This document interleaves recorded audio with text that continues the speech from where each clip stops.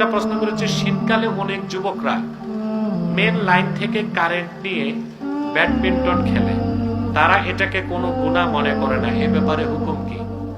দেখেন, একটা হচ্ছে মোর হারাম আর একটা হচ্ছে লেস হারাম, কবিরা গুনাহ আর একটা সগীরা গুনাহ। যুবকরা যে আকামটা করে এটা সগীরা গুনাহ, কারণ ব্যক্তির হক মারতেছে না, সরকারের হক মারতেছে। সরকার তো আবার জনগণের হক দিতেছে না,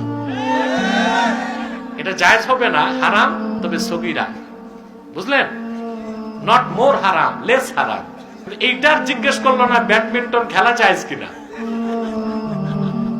ওই যে এক লোক বাম হাতে মদ খাচ্ছে, তার এক মৌলবী সাহেব কয় বাম হাতে খাওয়া মাকরু, জানো না?